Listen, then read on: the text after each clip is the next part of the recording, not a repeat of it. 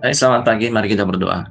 Tuhan Yesus, kami sungguh bersyukur bahwa Tuhan telah menolong kami sampai hari ini, dan kesempatan pagi hari ini kami juga kembali boleh memuji Tuhan dan menyadari bahwa segala sesuatu ada yang milik Tuhan. Karena itu kami ingin mempersembahkan hidup kami kepada Tuhan. Untuk Tuhan proses, Tuhan pakai.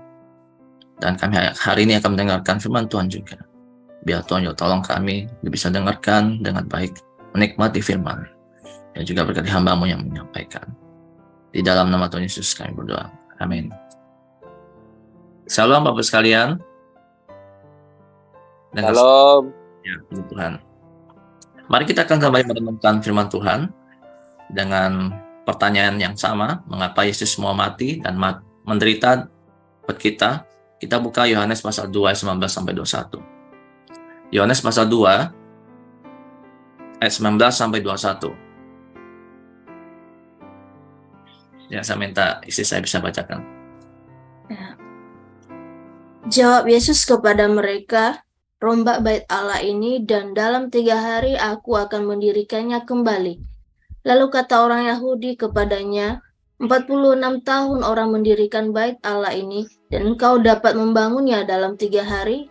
Tetapi yang dimaksudkannya dengan bait Allah ialah tubuhnya sendiri. Ya, terima kasih. Mengapa Kristus menderita dan mati? Yaitu untuk menjadi tempat kita bertemu dengan Allah. Mari Bapak sekalian kita akan merenungkan topik ini. Apa yang dimaksud dengan mengapa dia mau menjadi tempat buat kita untuk bertemu dengan Allah? Ayat yang kita baca tadi barusan merupakan satu diskusi argumen, yaitu tentang Yesus mengatakan bahwa dia akan membangun bait suci dalam 3 hari. Lalu kemudian orang-orang saat itu mendengar, orang Yahudi sangat berpikir tidak masuk akal. Masa kami membangun 46 tahun untuk mendirikan bait Allah. Masa engkau bisa bangun 3 hari bait Allah itu? Nah, yang dimaksud itu hal yang berbeda. Kalau Yesus bermaksud tentang 3 hari bait Allah dan tentang tubuhnya sendiri, sedangkan orang Yahudi menganggap itu fisiknya, bangunan fisik yang dibangun. Nah, kalau Pak Hadi yang sebagai kontraktor harusnya tahu bagaimana membangun bangunan seberapa lama. Tapi yang dimaksud Yesus adalah ketika Yesus mati 3 hari, kemudian pada hari ketiga bangkit, maka disitulah akses kita bersekutu dengan Tuhan, kedekatan kita dengan Tuhan itu hanya terkoneksi oleh kematian Yesus. Nah, Bapak sekalian, mari kita lihat sekarang. Apa sih pentingnya kita membahas tema ini? Saya pikir sangat penting.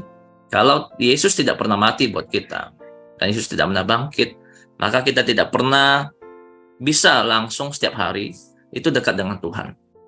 Kalau kita tahu zaman PL kalau kita mau dekat dengan Tuhan itu lewat perantara, lewat imam. Bahkan itu nggak bisa lagi setiap hari. Kadang-kadang hanya kalau untuk acara besar hanya setahun sekali.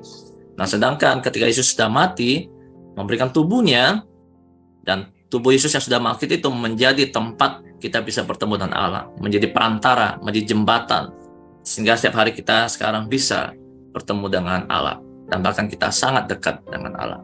Nah, Bapak sekalian masih ingat waktu ketika seorang perempuan Samaria bertemu dengan Tuhan Yesus di sumur? Saat itu perempuan itu berkata bahwa orang Israel menyembah di Yerusalem, sedangkan kami menyembah di gunung. Lalu Yesus menjawab dengan tegas, suatu saat nanti bahwa kalian tidak perlu lagi menyembah di gunung, kami tidak perlu lagi menyembah di Yerusalem, tapi kita harus menyembah dalam roh dan kebenaran. Nah, perkataan Yesus itu memberikan suatu pengajaran bahwa ketika Yesus sudah mati dan bangkit, tempat lokasi, geografis itu tidak menjadi tempat lagi sebagai pusat ibadah. Orang zaman dulu kalau mau ibadah harus ke Yerusalem kalau Israelnya. Sedangkan orang Samaria harus beribadah ke Gunung Gerazim. Harus ke satu tempat gitu. Kalau sekarang kita nggak perlu lagi satu tempat yang memang kita bisa kiblat kemana, nggak perlu lagi. Kita harus mengarah kemana, tidak perlu lagi. Kita hanya berpusat pada Kristus. Karena Kristuslah yang menjadi pusat ibadah kita. Menyembah roh dan kebenaran yang dimaksud adalah Bapak sekalian, yaitu bagaimana kita menyembah dengan segenap hati kita, dengan kesungguhan hati kita, dengan totalitas, dan yang jangan lupa ada kebenaran di situ. Yaitu menyembah roh, yaitu dengan segenap hati. Menyembah dalam kebenaran artinya kita sungguh-sungguh mengenal Kristus Sehingga waktu kita menyembah Tuhan, itu dengan pemahaman, dengan kebenaran yang utuh gitu. Jadi ada yang salah begini Bapak sekalian. Kalau kita hanya menyembah dengan roh, ada yang mengatakan hanya dengan semangat, tapi tidak mengerti apa yang dia lakukan. Saya pikir itu juga jadi sia-sia. Misalnya begini, pada saat kita sudah dekat dengan Tuhan, kita punya akses berhubungan setiap hari, komunikasi dengan Tuhan setiap hari. Tapi kita tidak pernah mengerti siapa itu Yesus. Kita tidak kenal Yesus begitu dalam. Tapi saya hanya berdoa sama dia. Bahkan mungkin saya datang ke gereja menyembah dia. Tapi saya tidak mengenal Yesus dengan dalam. Saya pikir itu juga menjadi sesuatu yang sangat kurang efektif. Makanya karena itu, menyembah roh dan kebenaran itu satu paket. Kita harus punya kesungguhan hati menyembah Tuhan. Tapi juga ada kebenaran di situ, kita mengenal Kristus itu siapa. Yesus adalah Tuhan yang sama tentunya. Dan apa yang dilakukan, kita harus lebih menghayati lagi tentang Yesus. Saya pikir waktu momen Prapaskah ini menolong kita, sebenarnya untuk membantu kita juga semakin mengenal Yesus dan apa yang dilakukan Yesus selama 40 hari ini. Di mana pertanyaan besar, mengapa dia datang dan mati buat kita? Pertanyaan hari pertama sampai hari yang ke-25 ini, hari yang keberapa ini, udah 2 minggu lebih, kita sudah mendengar apa yang Yesus lakukan dan tujuannya untuk apa dia datang dan mati. Nah, Bapak sekalian, sekarang aplikasinya apa? Ketika Yesus sudah mati buat kita dan menjadi tempat kita dekat dengan Allah, artinya kita setiap hari bisa akses komunikasi dengan Tuhan. Bagaimana dengan relasi kita dengan Tuhan? Dulu kalau jauh dengan Tuhan, kita kangen katanya ya.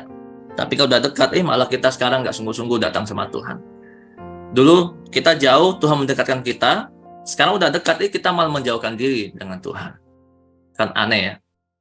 Dulu kita jauh dengan Tuhan sudah dekatkan. Sekarang udah dekat, malah kita menjauhkan diri dari Tuhan. Kita tidak lagi sungguh-sungguh ibadah. Kita tidak lagi sungguh-sungguh mau menyembah Tuhan dan sebagainya.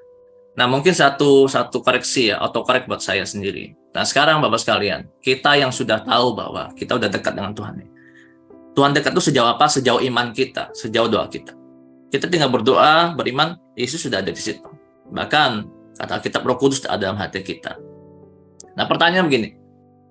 Dengan kedekatan ini, Yesus yang begitu dekat dengan hidup kita, seberapa